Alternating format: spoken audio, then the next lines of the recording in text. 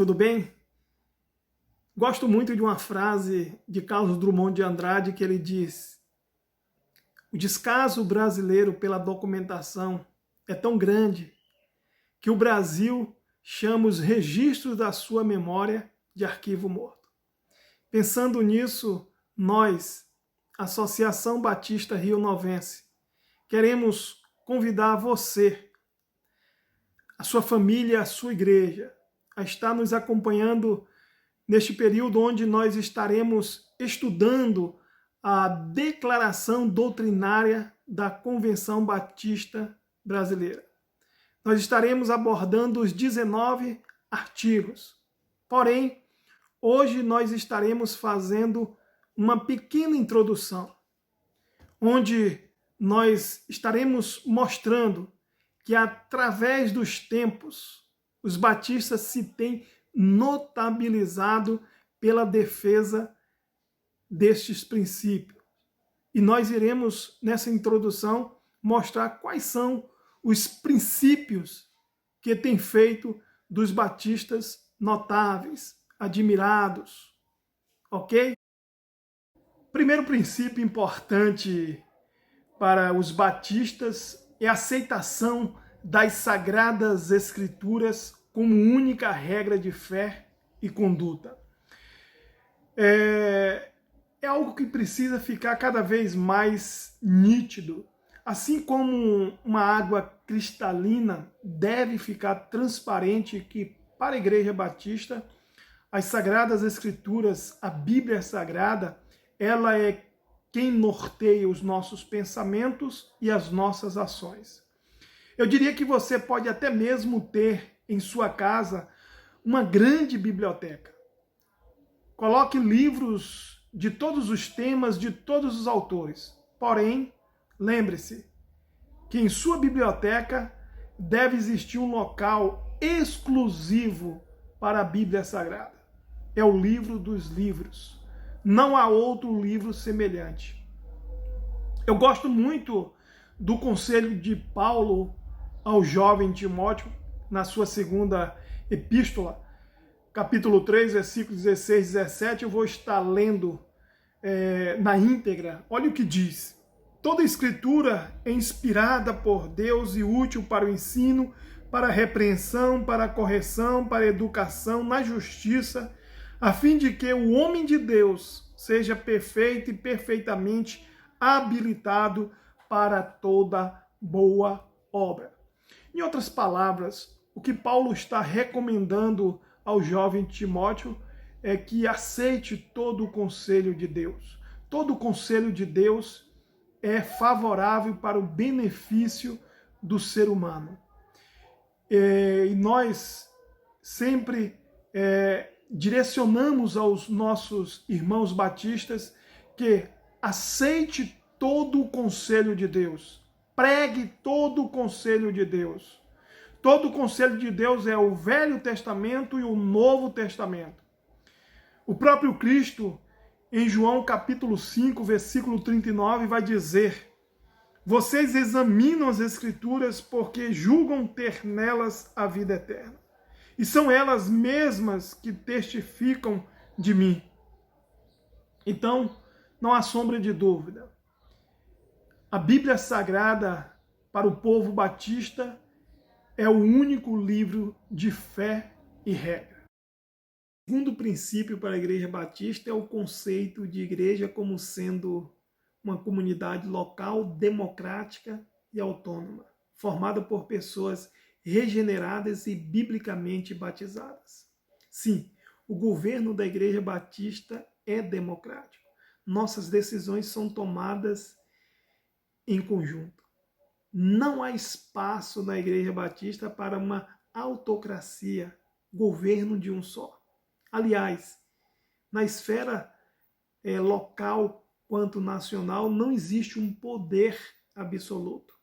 Não existe um poder na esfera temporal decidindo quanto a cada igreja local. Aliás, nossas igrejas gozam de democracia e autonomia. elas são livres. Agora, pensando em regeneração e batismo, nós entendemos que são duas coisas que estão ligadas. Aquele que se oferece ao batismo, nós entendemos que ele nasceu de novo. Ele é uma nova criatura. Ele experimentou regeneração, como Cristo disse para Nicodemos no capítulo 3 de João. Olha, Nicodemos, é necessário nascer de novo. E o novo nascimento só pode ser efetuado pelo Espírito Santo. Como ocorreu com a mulher do capítulo 4 de João, samaritana que foi perdoada, ocorreu mudança de vida. Capítulo 7 de Lucas, versículo 36 até o 50, a pecadora que entrou no jantar, onde ela não fora convidada, porém, lendo o texto de forma mais minuciosa, você vai entender que em algum momento anterior àquele jantar, ela tinha se encontrado com Cristo e foi perdoada, muito perdoada. E ocorreu regeneração, mudança de vida. Ela se voltou para Deus.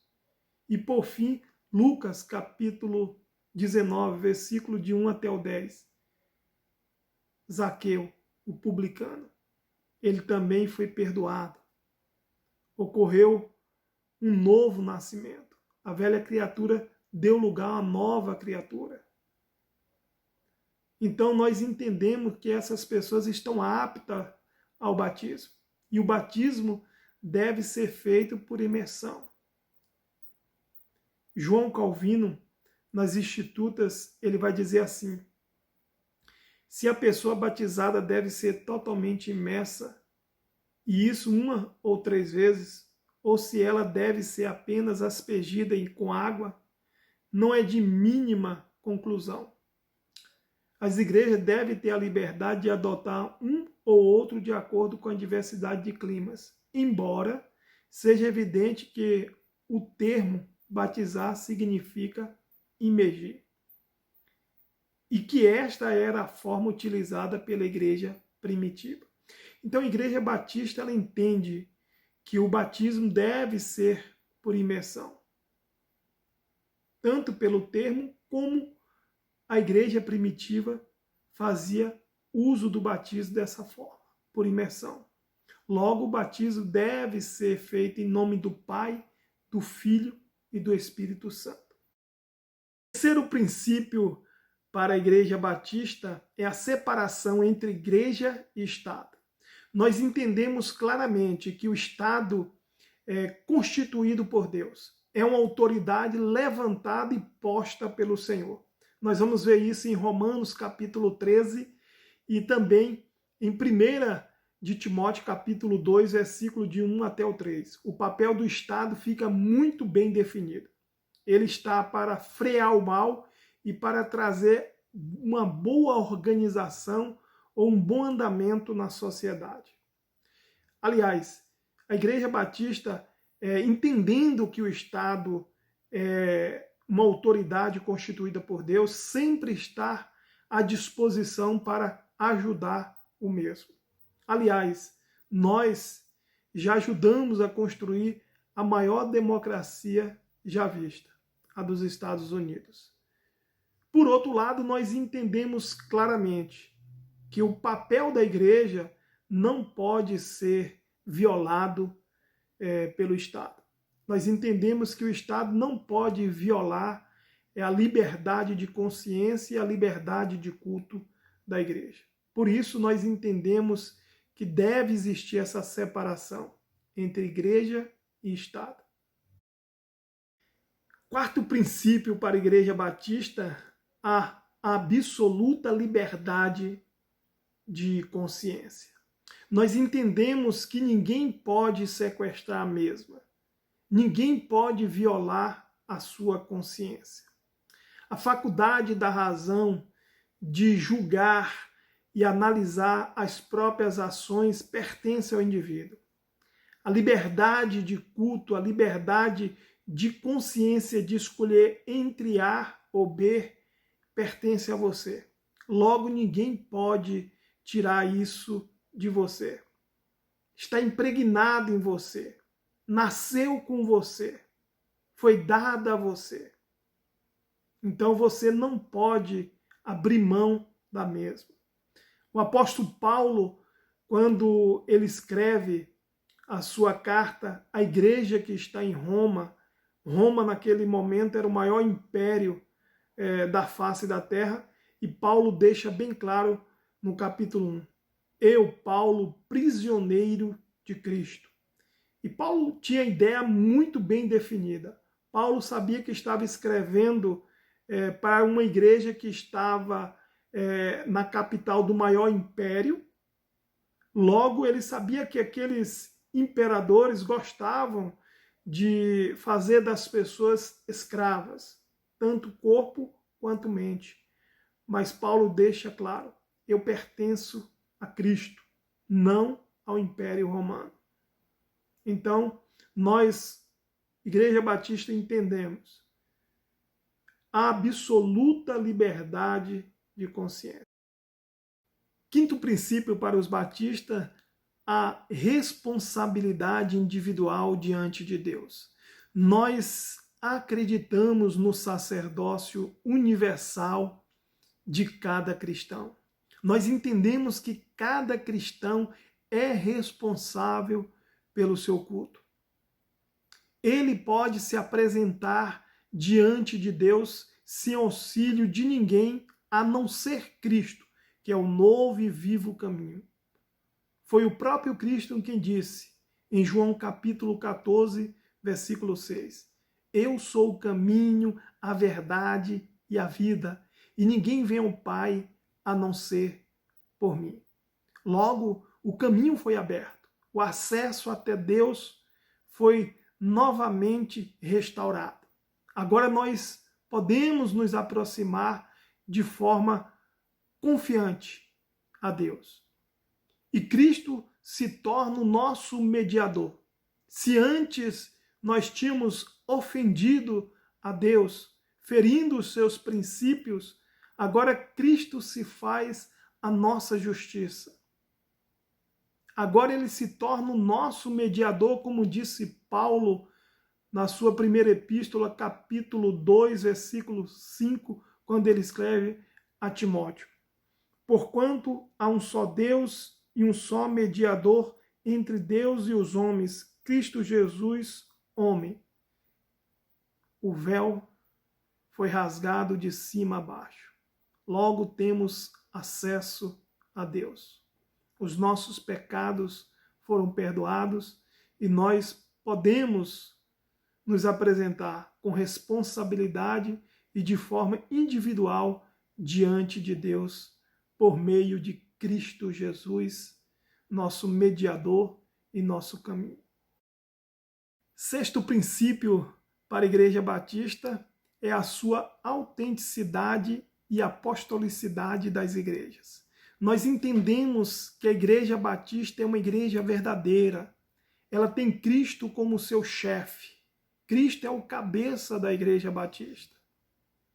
Ele é o Senhor da igreja. Como disse o apóstolo Pedro na sua primeira epístola, capítulo 1, versículo 18 e 19, ele disse assim, sabendo que não foi mediante coisas corruptíveis, como prata ou ouro, que fostes resgatados do vosso fútil procedimento que vossos pais vos legaram. Versículo 19, mas pelo precioso sangue, como de cordeiro sem defeito e sem mácula, o sangue de Cristo. Então nós entendemos claramente que Cristo nos comprou com o seu sangue, pelo seu sangue.